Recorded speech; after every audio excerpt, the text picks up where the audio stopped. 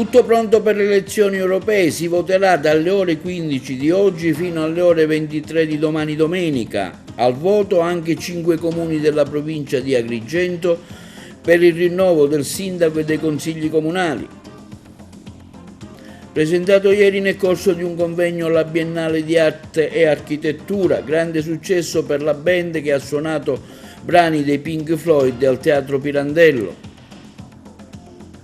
Protesta del Comitato Spontaneo No Elettrosmog per l'installazione di un'antenna del 5G al villaggio Pirandello di Agrigento. Il diabete e l'endocrinologia al centro di un partecipato convegno medico organizzato dall'Associazione Diabetologi della provincia di Agrigento.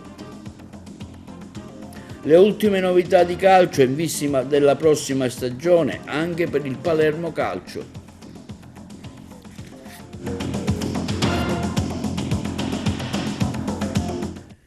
Buongiorno ai nostri telespettatori, con l'edizione odierna del nostro telegiornale, tutto pronto per le elezioni europee, si voterà dalle ore 15 di oggi fino alle ore 23 di domenica. Al voto anche 5 comuni della provincia di Agrigento per il rinnovo del sindaco e dei consigli comunali, il servizio. Tutto pronto per le elezioni europee, da oggi pomeriggio alle ore 15 fino a domenica alle ore 23 i seggi saranno pronti per eleggere i 76 membri italiani del Parlamento europeo. L'elettore dovrà recarsi al seggio con un documento valido e la tessera elettorale. Chi è sprovvisto di quest'ultima potrà richiederla anche nei giorni della votazione all'ufficio elettorale del proprio comune. Per le europee l'elettore potrà tracciare un simbolo nella lista scelta, anche non indicando alcun candidato. Si può votare per una sola lista, si possono esprimere accanto al simbolo fino a un massimo di 3 preferenze, indicando il cognome dei candidati scelti che dovranno appartenere alla lista votata. Non è quindi ammesso il voto disgiunto, che annullerebbe la scheda.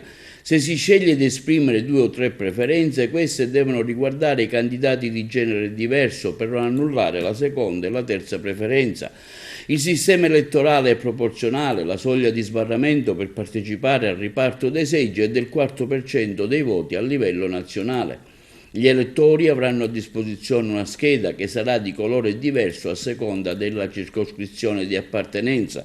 Rosa è per la circoscrizione elettorale quinta Italia insulare, che vede le 2 isole, Sicilia e Sardegna, insieme. 18 anni è l'età minima per votare, 25 anni quella per candidarsi.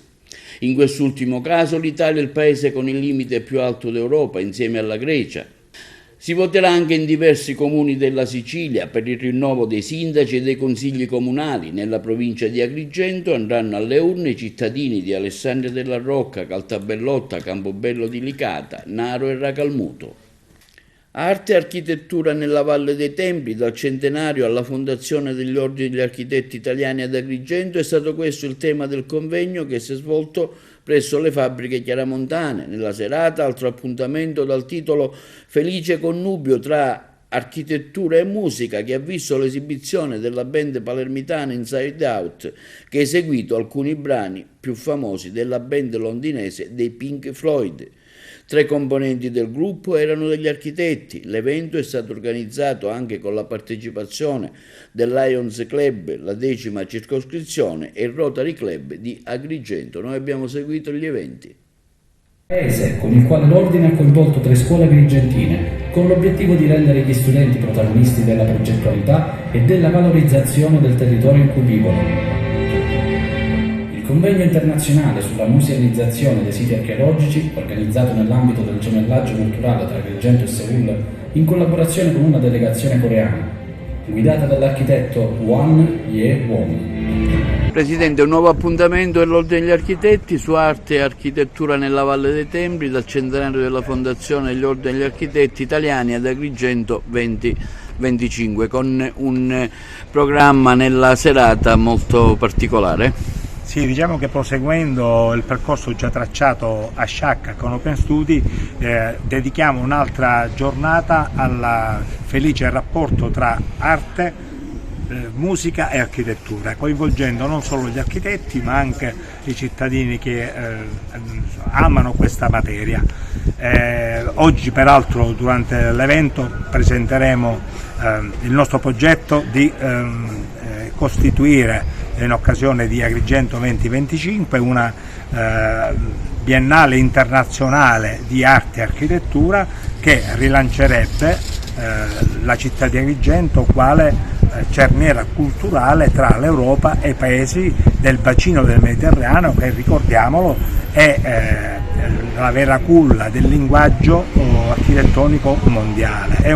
È un progetto questo che va portato avanti in sinergia con altri istituti, con altri enti che hanno peraltro patrocinato l'iniziativa e che oggi offriranno il loro contributo al dibattito nella tavola rotonda che si tiene qui alle Fabbriche Chiaramontane.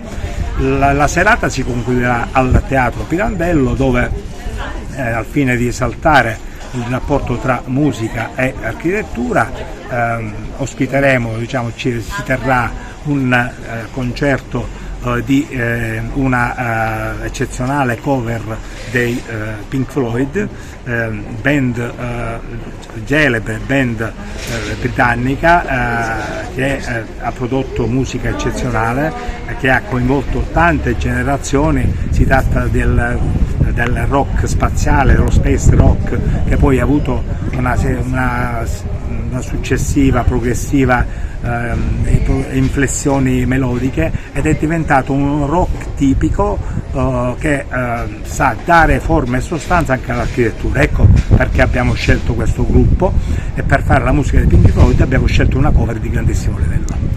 Io ritengo che la giornata attuale sia molto importante, perché riunire allo stesso tavolo, così come sta facendo l'Ordine degli Architetti, alcune figure che rappresentano altrettante istituzioni qui ad Agrigento, e ragionare su una biennale di architettura sia un momento importante sia per quanto riguarda Agrigento capitale della cultura, sia per quanto riguarda le attività culturali che in questo contesto si portano avanti. La Biennale d'Architettura è un tema fondamentale sia per quanto riguarda i paesi del Mediterraneo che per comprendere quali siano i movimenti nel nostro tempo attuale, e credo che Agrigento sia il luogo più strategico in cui fare questi ragionamenti e in cui rappresentare questa rete di rapporti nazionali e internazionali che possono esprimere il senso dell'architettura. Sindaco, presente a questa iniziativa dell'Ordine degli Architetti verso Agrigento 2025? Sì, sono presente, ringrazio l'Ordine degli Architetti della figura dell'architetto Rino Lamentola, sempre presente e puntuale per il nostro territorio. Si parlerà di arte, architettura e anche musica. È una biennale che aprirà i lavori per il 2025. Come il territorio e come anche gli ordini si interessano per la nostra città. Presidente, un'interessante iniziativa questa dell'Ordine degli Architetti, che dal centenario della fondazione passa ad Agrigento 2025. È un'iniziativa che non soltanto va vista con grande forza e grande entusiasmo, ma va sostenuta dall'intero territorio provinciale, da tutti gli ordini professionali, dalle istituzioni, perché far atterrare ad Agrigento una biennale d'arte moderna, così come nelle intenzioni del Presidente Lamentola, significherebbe avere delle ricadute straordinarie nel nostro territorio. Immaginate quelle che sono le ricadute proprio in termini non soltanto di effervescenza culturale, di innovazione, di artisti che popolerebbero il nostro territorio, ma anche di ricadute dal punto di vista economico e quindi anche sociale. Noi abbiamo peraltro quest'anno come università un nuovo corso di architettura di beni culturali che partirà, quindi ecco, questi sono tutti elementi che poi si potranno in qualche maniera coordinare, integrare e creare rete. Come valuta questa iniziativa della Biennale ad Agrigento? Credo che l'occasione di Agrigento Città della Cultura sia una cosa straordinaria per avviare e riavviare un dialogo fra cittadinanza, città e architettura e arte. Quindi il dialogo fra arte e architettura è uno dei temi più interessanti, proprio perché un po' come succedeva nel teatro greco, si crea la cittadinanza, cioè il singolo si collega alla collettività e si sente parte genealogica di un territorio, di una comunità.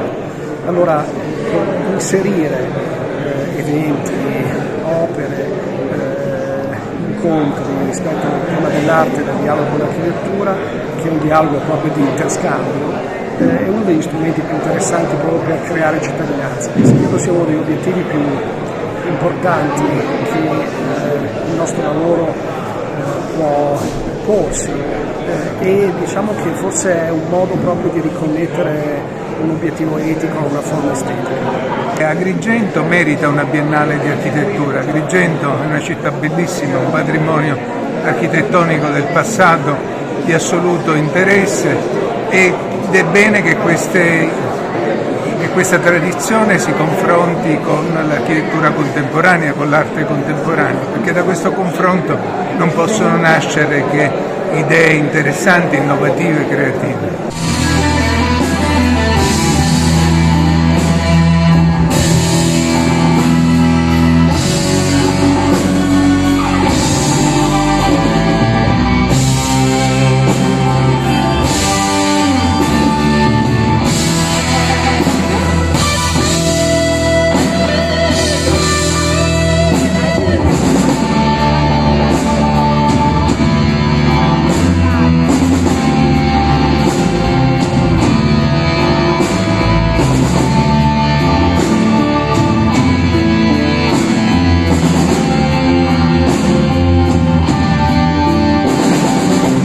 Al villaggio Pirandello di Agrigento sarà installata prossimamente un'antenna 5G, un traliccio alto 20 metri. Il comitato spontaneo No Elettrosmog è preoccupato per la salute pubblica dei cittadini e metterà in atto tutte le azioni per bloccarlo. La realizzazione, abbiamo sentito in merito Manuel Samaritano in rappresentanza del comitato. Il comitato è un comitato cittadino, diciamo che ci siamo costituiti con 5 consiglieri e un presidente che sarà quello che farà tutte le richieste al sindaco, all'ASP, ai vigili del fuoco, perché la nascita di queste antenne a 4 metri, a 3 metri dalle case riteniamo che sia impossibile, anche perché quello che faranno le antenne nessuno lo sa. È proprio per questo che nessuno ci sa dire se queste antenne facciano male. Noi diciamo che prima viene la salute e poi verrà le antenne. Quello che stiamo facendo, esattamente stiamo facendo una richiesta di accesso agli atti all'assessorato territorio ambiente regionale, al sindaco chiederemo alcune informazioni, ma lo chiederemo a tutti e 43 i sindaci della provincia di Agrigento, perché c'è un discorso di installazione capillare. Ogni giorno vediamo antenne messe ovunque. L'installazione capillare comporterà un'antenna ogni 50-120 metri, l'una dall'altra.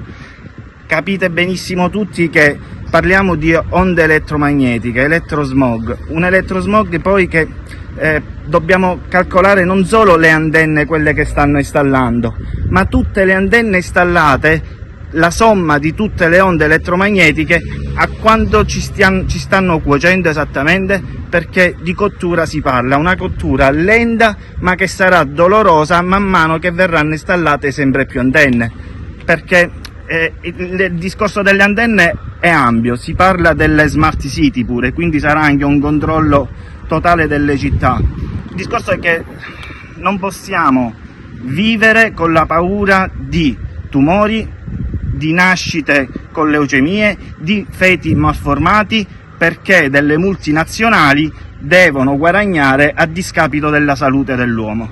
Quindi il comitato farà tutto quello che è possibile fare in maniera legale, chiederemo al sindaco, chiederemo un consiglio comunale, faremo una raccolta firme.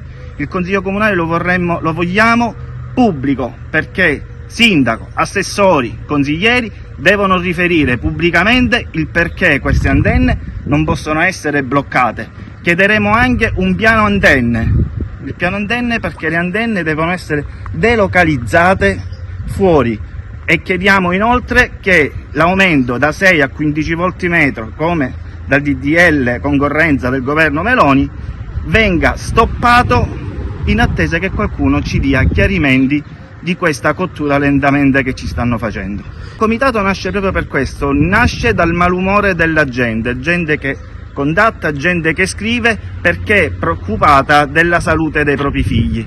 Quindi quello che faremo è una strategia anche non dal punto di vista legale, che ci sono anche i legali pronti già a intervenire, ma chiederemo la parte umana, dobbiamo far uscire la parte umana agli amministratori.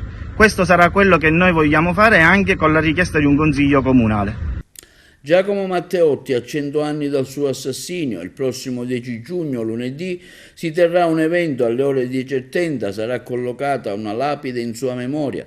Nel pomeriggio un convegno dal titolo L'uomo, il martire e il suo tempo. Sentiamo le interviste all'organizzatore Paolo Cilona e a Enzo Di Natali, uno dei relatori del convegno.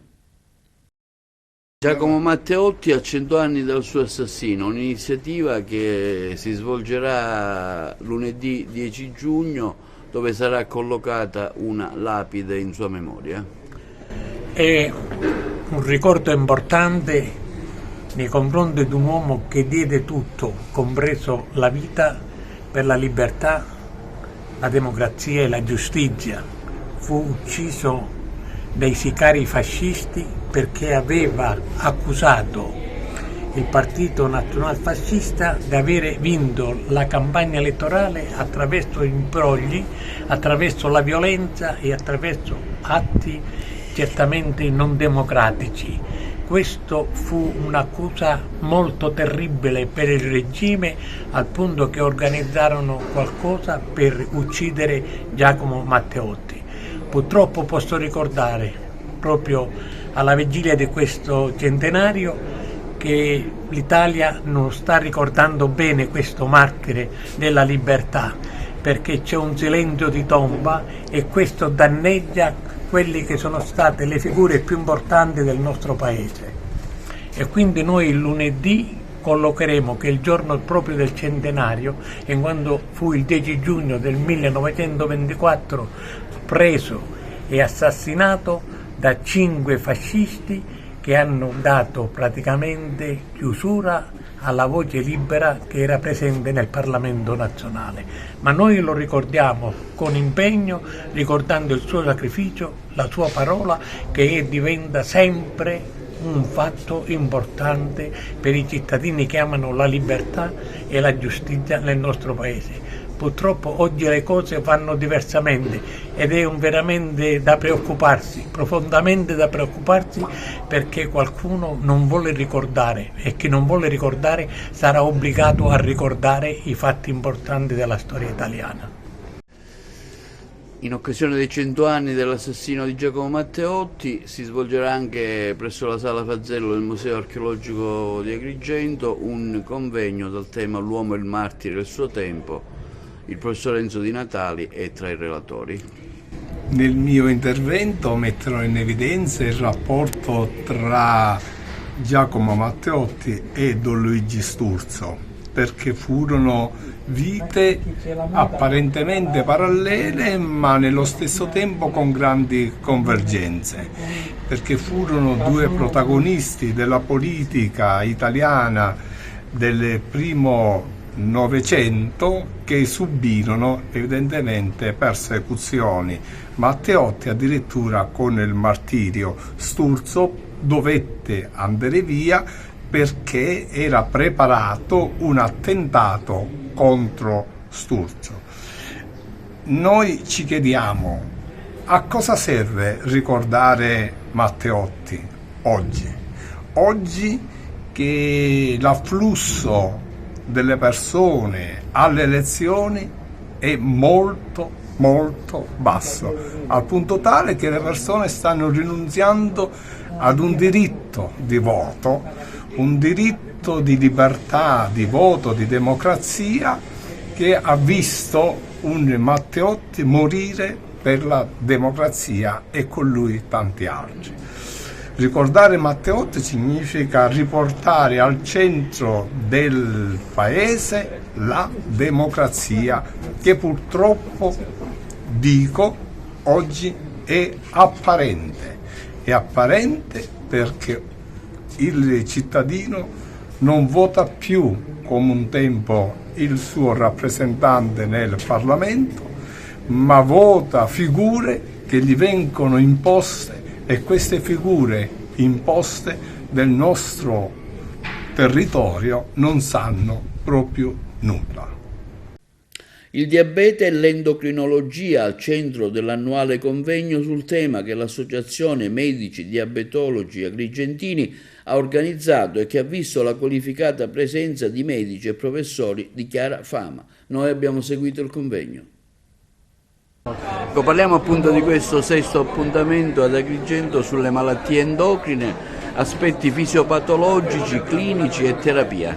Sì, siamo arrivati alla sesta edizione di questo nostro convegno, ancora più interessante quest'anno, la qualità dei relatori è veramente altissima, gli argomenti trattati sono diversi, ma tutti nell'ottica di una visione olistica del paziente. L'endocrinologia si arricchisce sempre di nuove conoscenze, oggi parliamo del muscolo come un organo endocrino, dell'osso come un organo endocrino, del grasso come un organo endocrino, e quindi abbiamo una visione di insieme che mette al centro il paziente nelle sue problematiche, che sono il diabete, che può essere l'obesità, che può essere le patologie della tiroide, piuttosto che quelle della sfera riproduttiva e sessuale. Quindi un congresso molto molto ricco, molto interessante, penso che sia veramente un bel successo portare ad Agrigento una così alta cultura scientifica. Ecco, cosa emergerà al termine di questo convegno? Innanzitutto sta parlando molto delle nuove terapie innovative per il diabete e per l'obesità. In particolar modo ci riferiamo ai GLP-1 agonisti, i farmaci oramai noti alla cronaca proprio per l'effetto dimagante. Abbiamo sentito una bellissima relazione in merito alla nuova insulina settimanale, che sicuramente potrà essere una svolta per molti pazienti nel trattamento della patologia diabetica. Quindi la protezione cardiorenale che danno molti farmaci per il diabete, quindi argomenti diversi, molto interessanti, ma che vedono sempre il paziente al centro della nostra attenzione. Ecco, questo nuovo farmaco settimanale sulla cura del diabete, ecco, ne parliamo un po' più approfonditamente. Si riferisce al farmaco che fa anche dimagrire, sì, è la tirzepatide, che uscirà nei prossimi mesi in commercio anche in Italia, è quello che viene definito un dual agonist, è un farmaco che ha dei dati molto molto interessanti sulla perdita di peso, ma è un farmaco che soprattutto dobbiamo ricordarci che serve per i pazienti diabetici, quindi migliorerà sicuramente il compenso glicemico dei nostri pazienti e conseguentemente con una perdita di peso anche significativa. Ecco, lei quotidianamente si occupa di questo settore presso l'ASP di Agrigento, un quadro un po' del nostro territorio su come si svolgono queste malattie e che tipo di cure anche si disponete?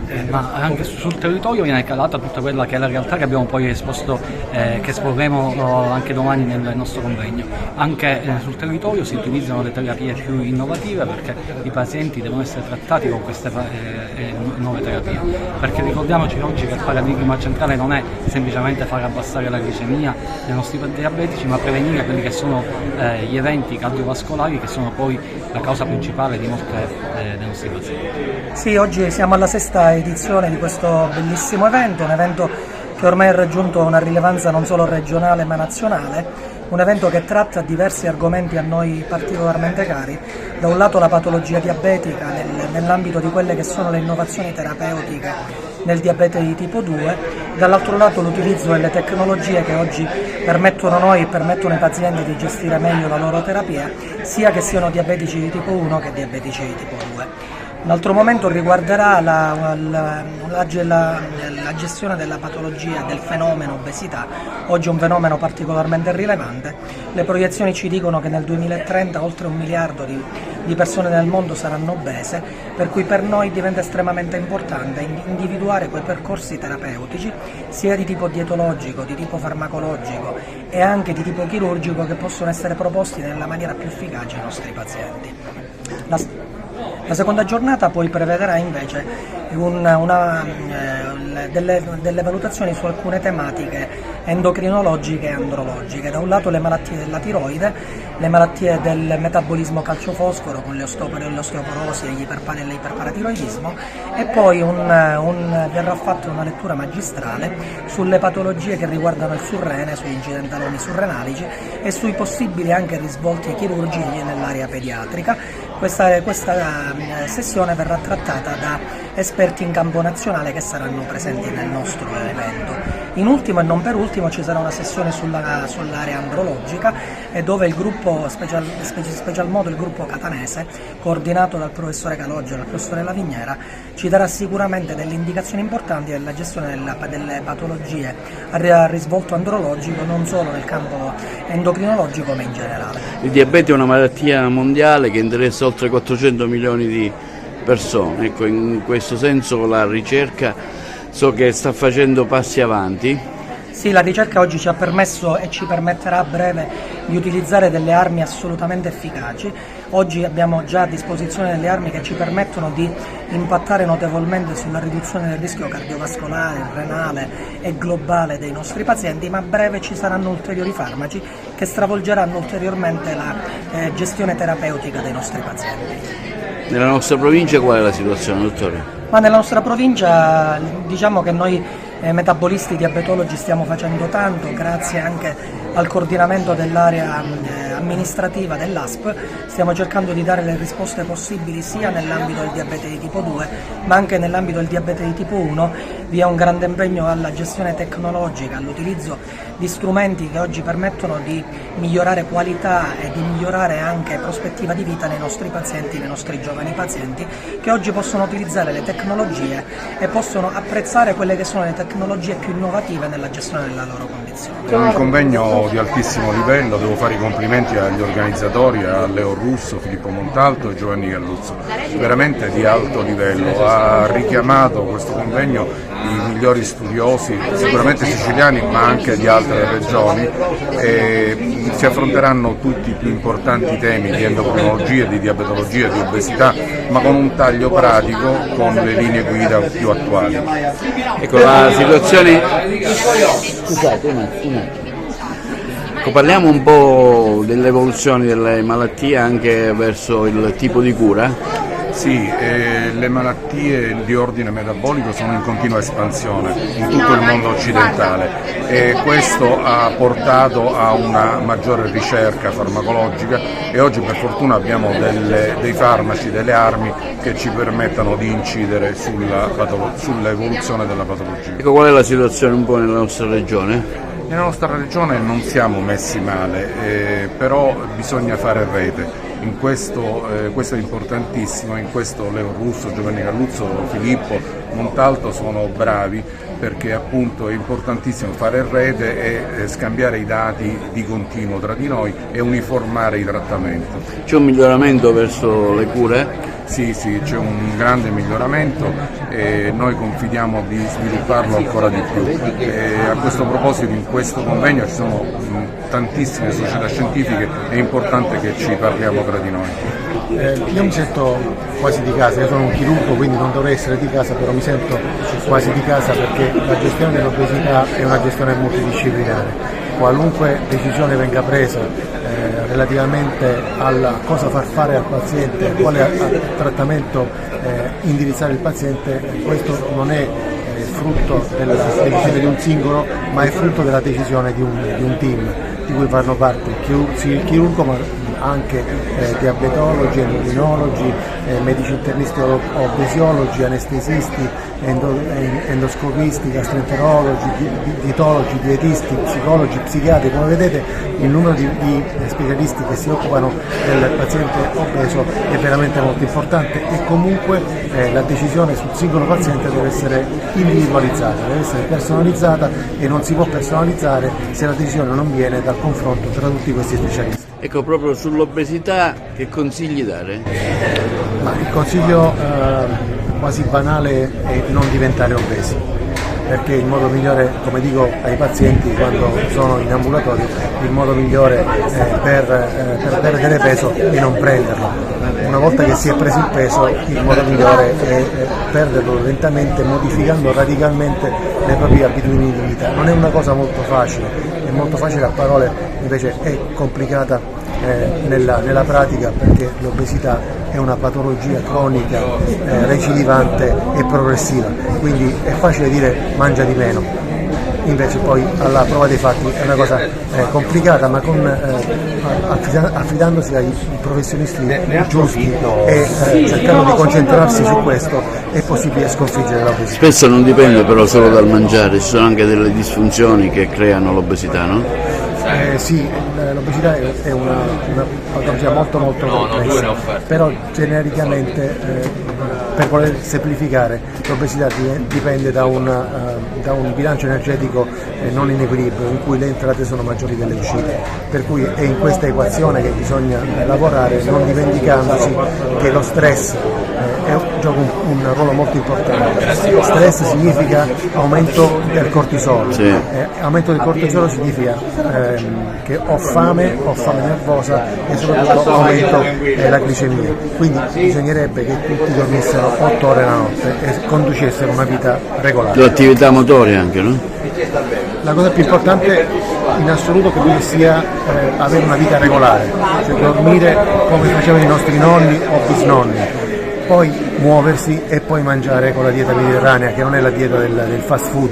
Se noi mettessimo in tavola quello che mettevano in tavola i nostri nonni, non dico i nostri padri, ma i nostri nonni, e ci muovessimo di più e dormissimo 8 ore, sicuramente non saremmo obesi.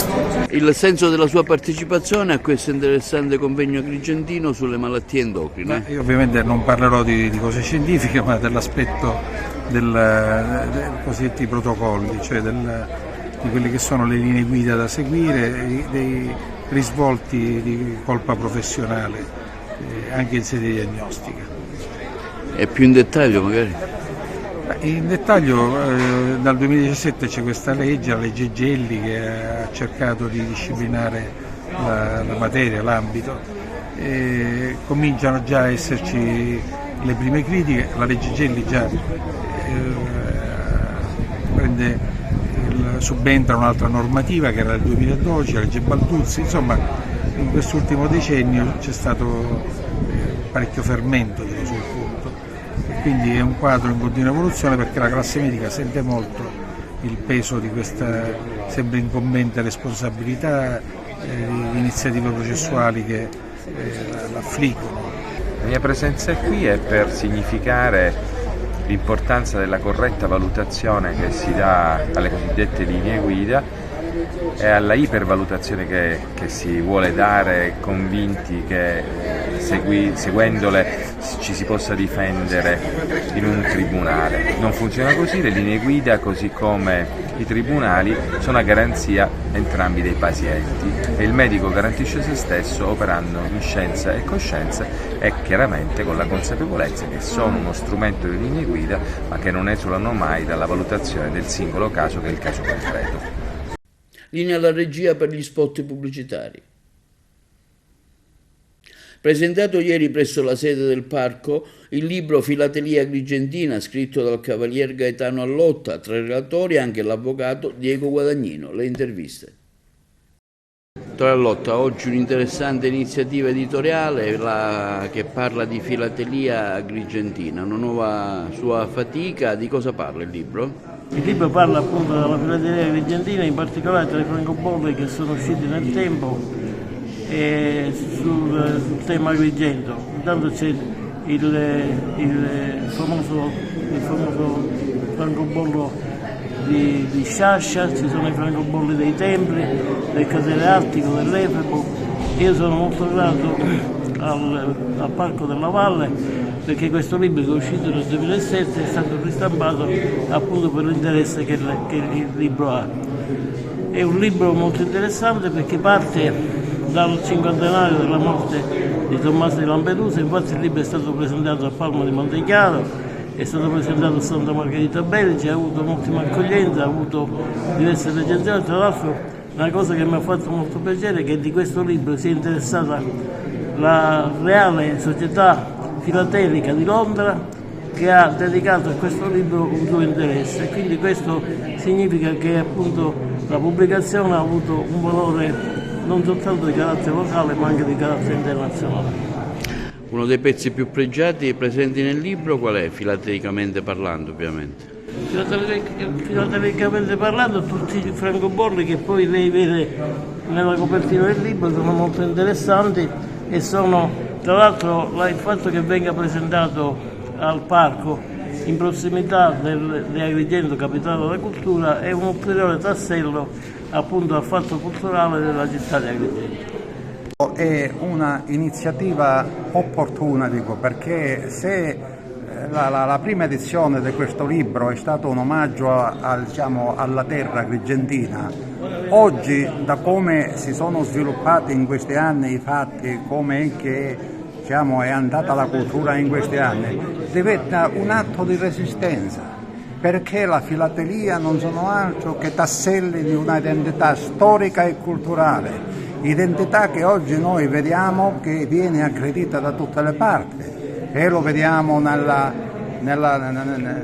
riduzione dello studio della storia nelle scuole, lo vediamo dalla scomparsa della storia dell'arte, quando invece la filatelia, il francobollo, era un mezzo pedagogico, piacevole e educativo nello stesso tempo, perché tutti, almeno nella mia generazione, abbiamo fatto collezione di francobolli, ed erano quei francobolli che attraverso le immagini celebrative integravano lo studio della storia, della geografia, di tutto, perché io ricordo che la filatelia copriva tutti gli ambiti che andavano dallo sport alla cultura, all'arte, alla scienza, ed era veramente un mezzo pedagogico eccezionale, e nello stesso tempo era anche un viaggio esplorativo nella nostra identità storica e culturale. Tra i più famosi il Gronchi Rosa? Esatto, il Gronchi Rosa io ricordo che allora era una leggenda, perché insomma aveva una quotazione tale che per noi ragazzi ne potevamo parlare soltanto e vederlo così stampato nei cataloghi Bolaffi, nei famosi cataloghi Bolaffi. E si terrà a Licata il prossimo 13 giugno alle ore 16 presso l'Hotel Villa Giuliana un importante evento sul benessere promosso da Carmela Palumbo, organizzatrice. Sentiamo l'intervista. Design e salute, perché il design riveste oggi un ruolo cruciale nella creazione di ambienti e strumenti che promuovono la cura e il benessere delle persone. Le recenti scoperte nel campo della psicologia ambientale, le neuroscienze e l'epigenetica hanno dimostrato quanto l'ambiente influisca sulla salute delle persone. Perciò io oggi credo che la sfida per noi progettisti non può più limitarsi all'estetica degli ambienti, ma deve concentrarsi essenzialmente sul benessere psicofisico e mentale, emozionale delle persone. Questa secondo me è una responsabilità ad oggi molto sottovalutata, ma che presenta un'opportunità proprio straordinaria per creare ambienti che migliorino la qualità della vita delle persone concretamente.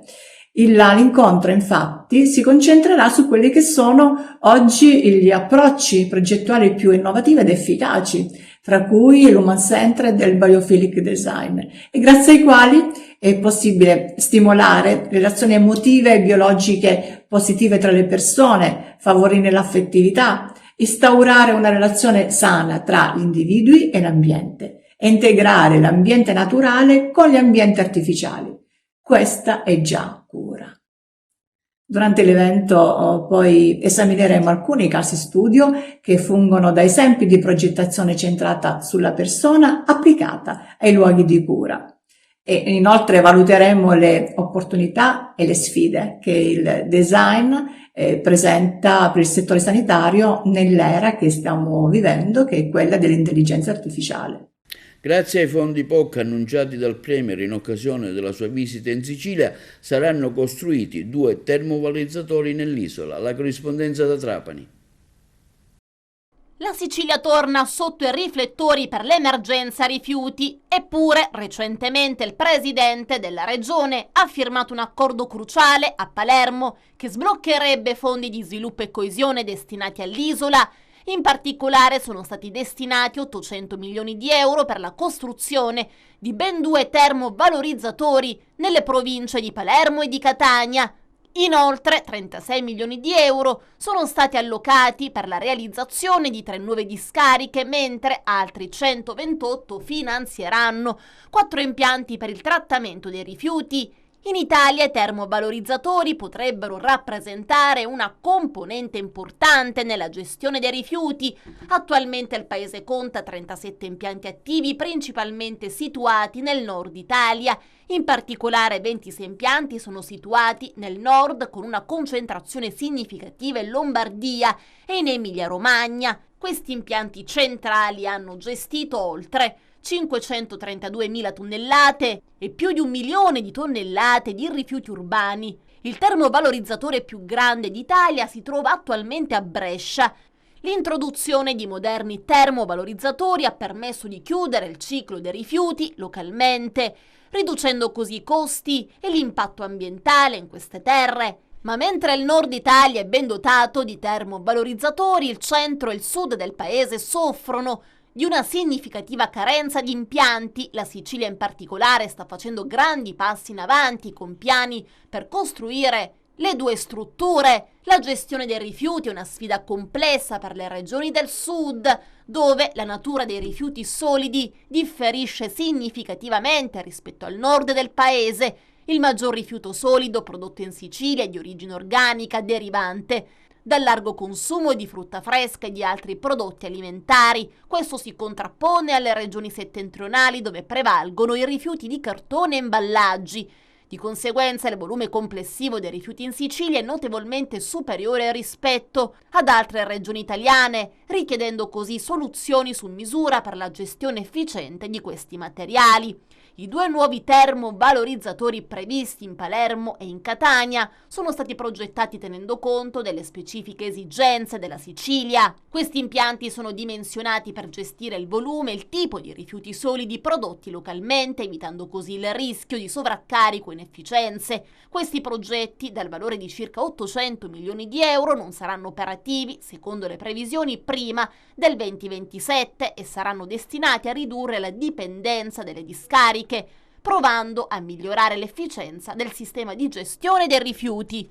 Dionisio Giordano, rappresentante dell'FT-CGIL, ha così sintetizzato il quadro. Se il nuovo piano regionale dei rifiuti vede nei 2 termovalorizzatori di Palermo e Catania un elemento da realizzare, la nostra posizione non è mai stata contraria. Giordano ha poi sottolineato l'importanza di non considerare la termovalorizzazione come un elemento isolato. In Sicilia abbiamo superato il 50% di raccolta differenziata, ma le aree metropolitane di Palermo e di Catania sono ancora in ritardo. Giordano conclude dicendo: non bisogna avere un approccio ideologico, ma sistemico a ciò che serve realmente oggi alla Sicilia. La termovalorizzazione è uno step che parte dalla massimizzazione dello sforzo sulla differenziata e sul recupero delle materie e deve essere integrata in un ciclo complessivo che comprenda anche il trattamento degli scarti residuali. Oggi pomeriggio alle ore 18:30 si terrà presso il caffè letterario Luigi Pirandello al Caos la presentazione del libro Un amore caro di Violenta Diamante, che parla di truffe affettive. Le interviste. Ingegnere Barone, allora domani presso il Parco Letterario Luigi Pirandello si presenterà questa interessante iniziativa editoriale? Sì, è stato chiesto proprio dagli autori, ma anche da chi questi autori ci ha fatto conoscere. Si tratta di una signora molto in gamba che da Agrigento lavora per la cultura, il turismo e lo spettacolo e ha proprio sottoposto alla nostra attenzione questo libro. Noi lo abbiamo letto, lo abbiamo sfogliato, abbiamo capito anche di questi temi importanti che portava avanti, che sono molto attuali, e abbiamo accettato la proposta che ci sarà domani alle 18:30 al caffè letterario Luigi Pirandello Caos. Ci sarà un dibattito anche? Ci sarà un dibattito con i microfoni adatti per cercare di coinvolgere il pubblico, quindi non è solo una cosa passiva, ma attiva nei confronti di coloro che interverranno in questo nostro spettacolo. È un viaggio sentimentale in fondo, e quindi questa è la cosa che più ci coinvolge come parco letterario e come caffè letterario, ed è proprio quasi indovinato appuntino. Il romanzo è ispirato a una storia vera e tratta due temi molto importanti, la violenza sulle donne e le truffe affettive online. Noi autori abbiamo deciso di divulgare, di trasmettere un messaggio importante attraverso questo strumento di informazione e sensibilizzazione. Di cosa parla più dettagliatamente il libro? È la storia di una scrittrice, Valentina, che passa delle insidie delle truffe affettive e grazie alle sue amicizie e al suo carattere solare vediamo se leggendolo scopriamo come va a finire. Assessore Ciulla presente a questa iniziativa che si svolgerà nel pomeriggio presso la casa Luigi Pirandello al Cerchio. Sì, oggi abbiamo questa importante presenza qui ad Agrigento, abbiamo l'autrice Violetta Diamante che ha scritto questo libro che non è un racconto così astratto, ma è purtroppo una storia vera che poi presenterà l'autrice stessa e ne parlerà meglio, e tratta purtroppo di quella che è la violenza anche che si effettua tramite i social network, tramite questi messaggi un po' effimeri da parte di gente che tenta di adescare ed ingannare persone con argomenti i più disparati. Poi sarà l'autrice. Oggi è un grande momento per questa presentazione che avviene in un luogo suggestivo che è quello del piazzale del caffè letterario Luigi Pirandello, quindi speriamo di avere tanta gente ad ascoltare l'autrice e scopriremo questo racconto che sarà sicuramente di arricchimento. Grazie all'amica Lina Basile che ha curato l'organizzazione di questo evento, grazie il mio braccio destro, grazie anche a voi. Grazie all'altro autore che è Sauro Roma, e grazie al Comune di Agrigento che nella persona del sindaco Franco Miccichè e anche l'assessore Alfano che ha collaborato alla realizzazione di questa iniziativa con il patrocinio di quelle che sono attività culturali che servono per divulgare l'arte, la cultura, ma soprattutto l'informazione e l'ascoltare storie di vita importanti. Passiamo ora allo spot con le ultime novità calcistiche realizzate da Carmelo Lentini e anche sul Palermo Calcio. E mentre l'attenzione è tutta concentrata sull'iter dei lavori che dovrebbero essere assegnati allo stadio El Seneto per la realizzazione delle Torri Faro, iniziano a moltiplicarsi le voci sulla prossima scelta. Interesserebbe il nome del successore di Marco Coppa sulla panchina biancazzurra. Si tratterebbe, lo diciamo sempre con il condizionale, del 60enne romano Alberto Mariani, in passato con le giovanili di Viterbese e Lazio, prima di approdare ad Alessandria, Grosseto, Ascoli Chieti e Salernitana. Ultimamente è stato con il Seregno in Serie C come allenatore della prima squadra. Sarà proprio lui il futuro coach biancazzurro? Lo si saprà tra qualche giorno. Intanto per la coda di Serie D sarà Trapani-Campobasso la finale della Pool Scudetto che si giocherà il 15 giugno in campo neutro. La compagine granata ha superato il Caldiero Terme con il risultato di 4-1 dopo i calci di rigore. Per quanto riguarda invece gli spareggi nazionali di eccellenza, si gioca domenica 9 giugno alle ore 16 la gara di ritorno delle semifinali del primo turno della fase nazionale tra squadre seconde classificate del campionato d'eccellenza. Al Vincenzo Barone di Modica si affrontano la squadra locale e l'Aurora Alto Casertano. Il match d'andata ha visto la formazione rosso-blu della Contea ragusana guidata da mister Alessandro Settineri, che si è imposto con il risultato di 0-1 grazie al gol di Luca Palmisano. La squadra che supererà questo confronto affronterà in finale il Pompei, che ricordiamo nella finale del proprio gruppo ha eliminato l'Agrigentina della Pro Favara. Le due partite di finale si giocheranno il 16 giugno l'andata e il 23 giugno il ritorno. E concludiamo con un'ultima notizia. Si disputerà oggi pomeriggio, 8 giugno, sul campo di Fontanelle a partire dalle ore 16:30 il secondo torneo Memorial Tonino Butera Under 17, che si sarebbe dovuto giocare 8 giorni prima, ma per motivi di salute di alcuni calciatori è stato rinviato a questo sabato. Torneo voluto fortemente ed organizzato dalla locale FIGC di Agrigento, che lo ha così voluto ricordare a 2 anni dalla sua prematura scomparsa. Componente della delegazione agrigentina, aveva collaborato per molti anni con la nostra emittente Televideo Agrigento e con il quotidiano La Sicilia, realizzando il sogno di vedere ristrutturato dopo anni di abbandono, grazie anche al suo apporto personale, il terreno di gioco trasformato in erba sintetica dello stadio Totorusso. A contenderselo saranno 2 squadre, l'Empedoclina e l'Atena. Si volta pagina, si apre un nuovo capitolo per il Palermo con l'arrivo di Morgan De Sanctis e Alessio Dionisi, che prendono il posto rispettivamente di Leandro Rinaudo e Michele Mignani, per i quali è arrivato nei giorni scorsi l'addio ufficiale. De Sanctis e Dionisi portano nuova linfa alla squadra e inizieranno subito a lavorare per costruire la formazione per la prossima stagione. Dopo le firme, l'attenzione può adesso spostarsi sul mercato estivo, che si aprirà il 1° luglio per chiudersi il 30 agosto. Per i 2 nuovi elementi del club rosanero l'ufficialità è arrivata nel pomeriggio di ieri. I 2 si sono legati a partire dal 1° luglio con un contratto pluriennale, come ha scritto il Palermo, con il club di Viale del Fante.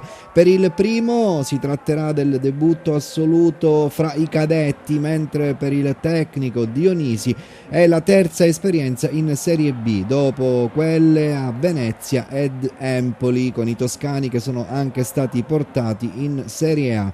Per la dirigenza rosanero adesso c'è il primo arduo compito, ovvero quello di evitare la fuga dei pezzi pregiati.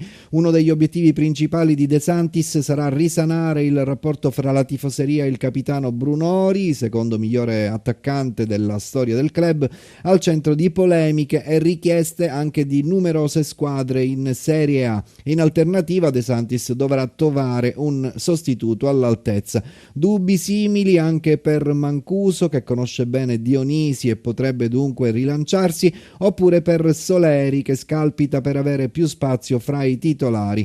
Gomes, che ha lasciato la lista under, cerca nuove opportunità nel massimo campionato, mentre ci sarà da fare attente valutazioni su Lucioni oppure altri elementi come Stulaz, Vasic, Buttero, Insigne o Aurelio. Previsto inoltre il ritorno di Saric dalla Turchia. Questo è tutto per TVA Notizie di oggi. Ricordiamo che i programmi di TVA si possono vedere in tutta Italia sul canale digitale terrestre 268 e in streaming sul sito televideoagrigento.tv e il telegiornale sul canale 93 di Video Sicilia alle ore 15 e alle ore 20 e replica la mattina alle 9. Questo è tutto e vi auguriamo un buon fine settimana.